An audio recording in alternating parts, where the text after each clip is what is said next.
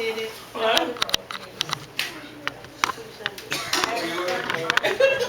Good afternoon.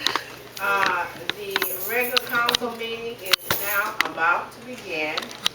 It is Tuesday, September 1st, 2015, 6:35, which is running late. Madam Clerk, would you call the roll, please? Counselor King? Counselor King? He's not here. Just as his clone must be here, who's not answering. No, we gotta go. Counselor Martin? Present. Counselor Baker? He's in the office, he'll be coming in. Counselor Wheeler? Here. Counselor Thomas? Here. Remarks of the public on agenda items only. Right here, we need to amend the agenda before you do this. We have a addition to the agenda that came down this morning. We have Law Director here to explain this item. Where is it at? It's right there in your packet. It's resolution 4615. Okay.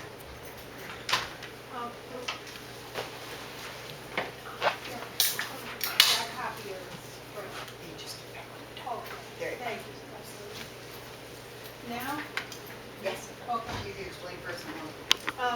We lost a lawsuit in October of 2014 that subjected us to liability in the amount of $270,000. So, in speaking with Attorney John Spellacy, he was willing to reduce that amount over actually a 7-year period, a 6-year period from 2015 to 2021 in a reduced amount of $170,000. And we would be paying $25,000 per year from 2015 each year to 2020, and in 2021 we would make a final payoff of $20,000. So we felt that this was in the best interest of the city, and this was absolutely the best that we could do. And we have sent a copy of this to the fiscal commissioners, So, supervisors. so you all agreed, y'all got the agreement for this? I emailed it very late because Attorney Spellacy made some changes to the, you got it? Yeah, everything's attached right to good. everybody's copy. Oh, great. Thank you, it's in the packet. Okay, so now you have to have this done when? Well, originally the date was September 1st, but now he's agreed to September 15th to receiving the first installment. Okay, but we have to pass it tonight in order for that to take place. Yes, So, if you please.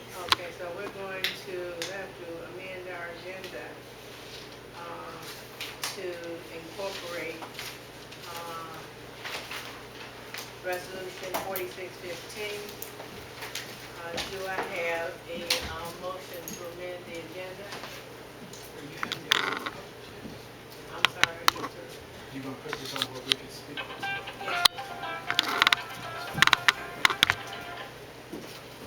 We have a motion on the floor to amend the agenda to add resolution 4615. Do you have a second?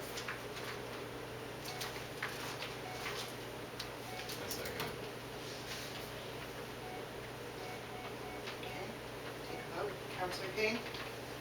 Yay. Counselor Martin? Nay. Counselor Baker? Nay. Counselor Wheeler? Yeah. Counselor Thomas? Gary. This is not on emergency. Yes, it is. But this is just to put it on the agenda, so you have 3. I'm sorry. You can't go on. It'll go under the agenda is amended for it to appear under legislation. Okay. Now we can go to remarks of public on agenda items only. Okay. First item of the agenda remarks of the public on our items only, agenda items only. Good evening, Mayor. That is not on this, That's okay. You can talk, I hear you I- very well. Yeah, I can scream. I haven't heard what the legislation is. You didn't read the legislation into the record, so we have no knowledge of what we're speaking to. I heard an explanation of something prior to the clerk saying that you're going to move to put an item on the agenda, but it had not been read into the item, so we have no idea what we're speaking to. You're absolutely right, and we will read it out for you. So we can speak, then I will speak to it. Okay, Madam Chair, would you please read the, A resolution authorizing the mayor to enter into an agreement with McKenna Fitzgerald to settle her lawsuit for $170,000 over a 6-year period and declaring an emergency.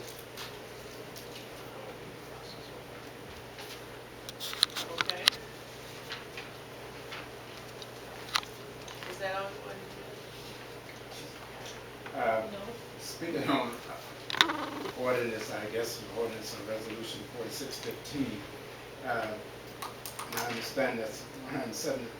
170. 70,000. 170. Oh, I thought it said, I heard somebody say, okay, $170,000. And this council just getting it now, and you have not had, Right. thank you, yeah, I thought he shook his head and said no. You confused me. If the council just getting something now, and it's this magnitude, and then they're telling you, you got another window, or whatever. Let me just say this council. It just does, that's not the way this council should operate. And you're getting something at the last moment, you jump through loops and hoops. And I've told you before, I thought they relegated you to a department, but now they're relegated you to employees, because they're dictating to you, telling you what you got to do and whatever you have to do.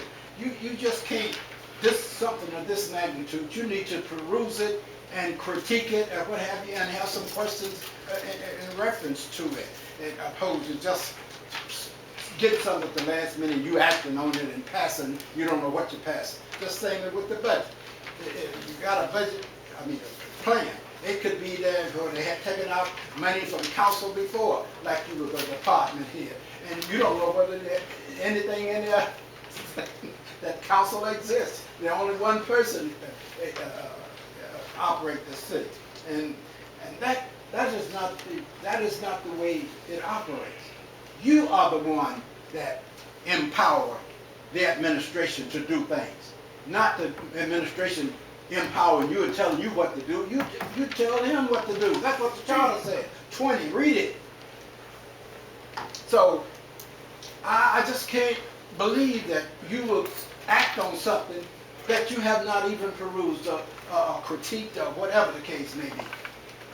You need to read it and see what it's about, because you act on it, and then when something backfire, you say, then you don't have a leg to stand on, because you don't know what you're acting on.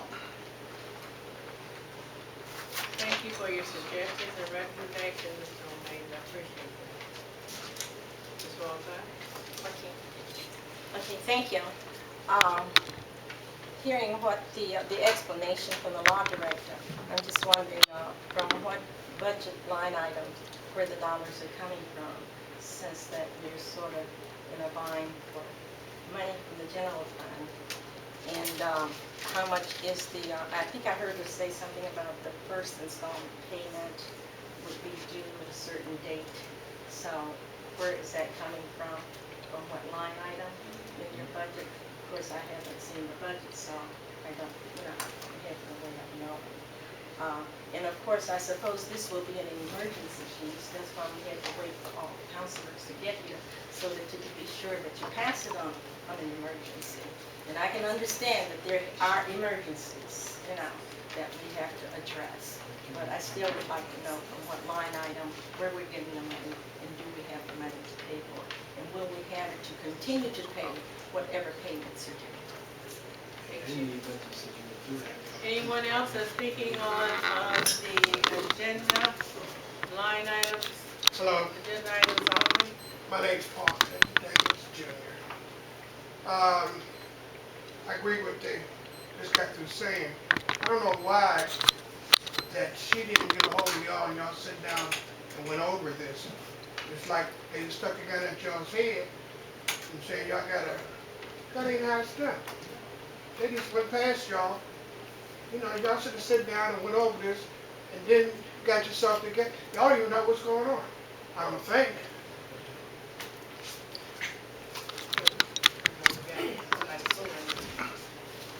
Okay, can I, you You haven't done anything. Agenda items, we haven't got to it yet. You're gonna discuss that. Yeah. Is there any more, residents that would like to speak on, agenda items only? Hearing none, we'll move on, to the main agenda, amended agenda. Reports and announcement from the mayor. Thank you, Madam President, members of council, fan club.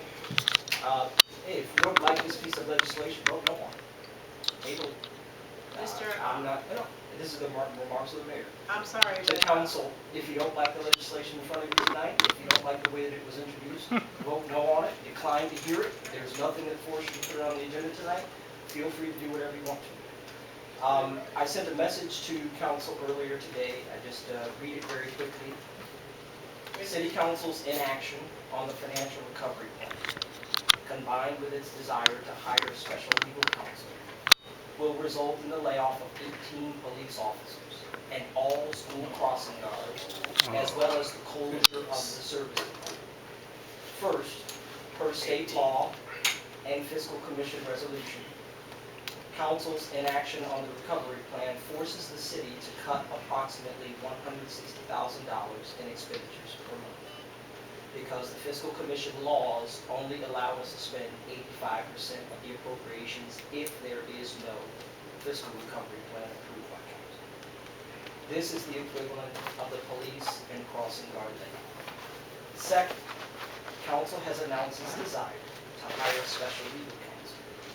While council's attorney does not have a definite cost, the city will likely be forced to pay the full cost.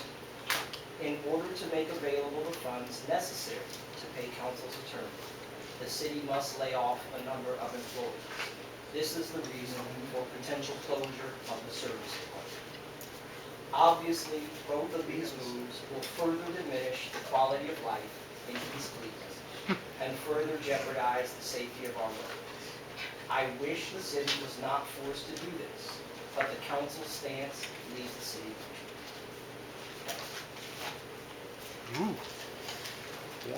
untouched.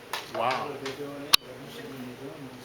first of all, thank you for your remarks. And thank you for letting us know at the last minute, like you do everything else, what your plans are. And it is not the problem that is cause for all this. You had 120 days to send the recovery plan in, and you did not do that. That's the problem. I'm not worried about him. You should be worried about it. Why? He's the administrator of this city. And then you sit up there and... Order. Mr. O'May, She's the caller. Mr. O'May. When he's here, Go follow him out. Tell him. I just told Order. Mr. O'May, please. you don't sit up there like... Mr. O'May, Go on and look at I me. have told you before, I've given you an opportunity to speak. Now, when you speak again, you can have the opportunity to say what you want to say. The mayor has the right to stand up and walk out when he pleases. I don't have any means of holding him to that chair. What do you want me to do, have the police come in and make him sit in that chair? That is not, if you want to take that responsibility on yourself, fine.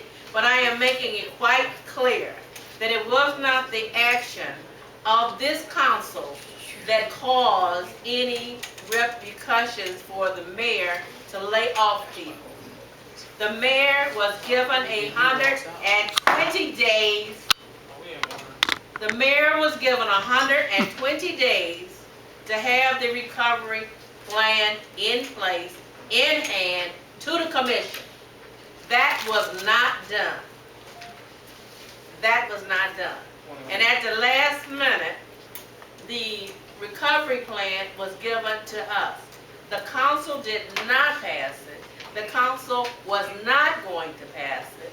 So speculation on what the council was going to do is not in order. Madam Chair, we can just get back to Please, I'm doing this. Okay? We're out of order, ma'am. No, we're not out of order. The mayor just walked out, and I have the responsibility of saying I don't have to make him sit down. Okay, moving right along. We had the remarks of the mayor, remarks of the public, response of council. Okay? There's Where are no we? old business, new business. We were to have a presentation. They can't make it tonight. They rescheduled for September 15th. And who was that, please, That's for the going to be audience? the Northeast Ohio, they're going to come talk about the green space, the sewer district. They're going to come on the 15th instead. They called today. Okay. So we said the 15th will be fine. The Northeast Ohio Sewer District, who, Tracy? Northeast Ohio. Mr. Jenkins, they're going to come and talk about the green space that they're planning on in the city. They're going to do the presentation like they did at the library. They're going to come and just talk to council. Is this the sewer district? Yes, Thank you. you're welcome. Okay. Reports of council committees, starting with Councilman Brandon King. Thank you, Council President. My committee has not met. However, I do have an Would you announcement. state what your committee is, please? General Services. Okay. However, we are doing a food pantry from 3 to 5 this Friday, across from Popeye's Chicken and Euclid and Superior. Again, that's 3 to 5. Food pantry, please tell all of your friends, relatives, and neighbors. Okay. Those are my report. Councilman Nathaniel Martin, would you state what your committee is? My committee is a Personnel and Appointments Committee, and we will be meeting because I need to get from the administration how many employees we have at the current time, how many full-time, how many part-time employees that we have in the city, and any new hires, any layoffs, any increase in salaries. I also like to get an update on salaries. I'm getting information that salaries are going up for certain individuals, and I'd like to know what that is since we're supposed to be broke. So I will probably have a meeting within the next 2 weeks. Madam Chairman, that concludes the personal appointment report. Thank you. Councilman Mayor Baker, could you state what your committee is and when you're going to meet or what you're doing? Thank you, Madam Chair. The Contracts and Property Committee will meet at its regularly scheduled time. At best, we would possibly be talking about legislation for some properties that were in the land bank that residents were looking to purchase. Unfortunately, the city has liens against the finances, and so we are unable, against the properties, we're unable to make any transactions at this point. So we're trying to figure out how to best serve the city by negotiating some of these liens. And, I believe 46-14 to be one of those liens. However, the reason for my vote no for amending the agenda was that it was out of order and did not get read correctly. So that's why I didn't vote for that. But I have perused the document. It doesn't take me long to look through something and understand where this is going. So respectfully, ask the council to make the considerations at that particular time. Contracts and properties will be posted at its appropriate time. Thank you, Councilman. Councilman Vice President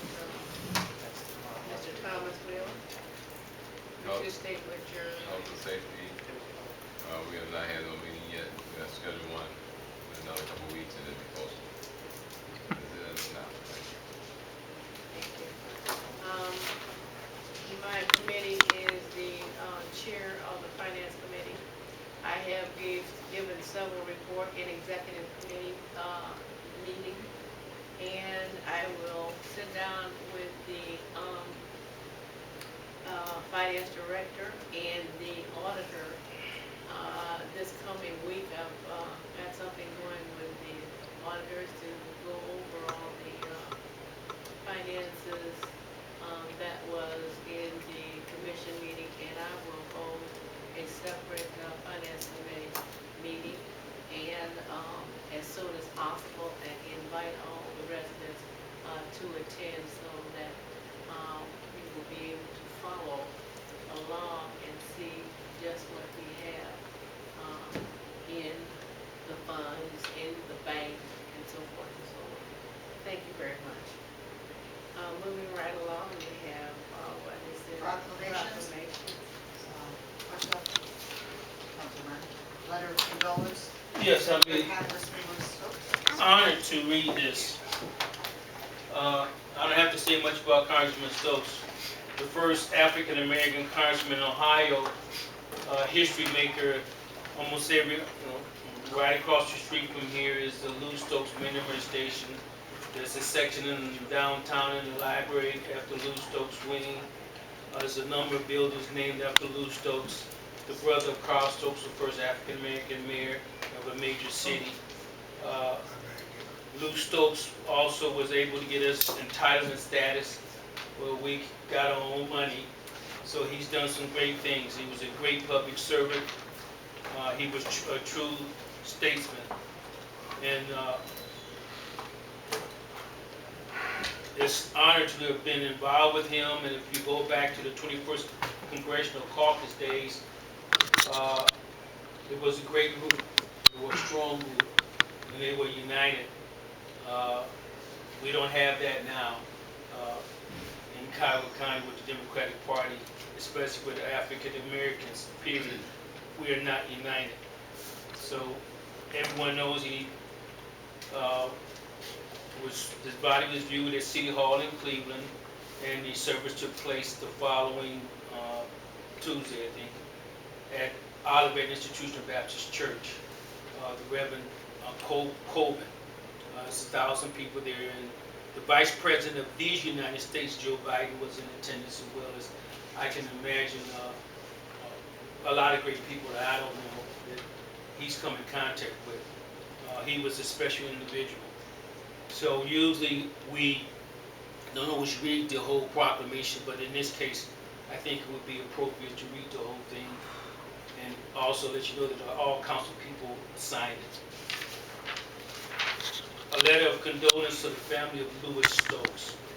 The East Cleveland City Council would like to extend our condolences to your family concerning the recent loss of your loved one, former U.S. Representative Louis Stokes. The loss of former U.S. Representative Louis Stokes is one that is felt not just within our immediate family, but also throughout all of our greater Cleveland area and the state of Ohio, as he was a man with a zest for life and a passion for loving and supporting his family and friends. No other Cleveland political figure has fashioned a political legacy as large, except for his brother Carl, who became the first black mayor of a major U.S. city in 1967.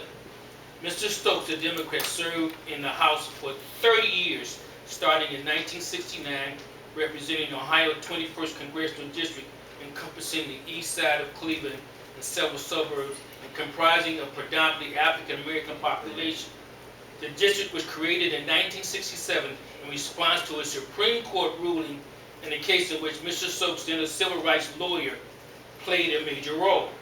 Lou Stokes, a Democrat, was the 11th in seniority among the 435 House members when he retired at the end of 1998.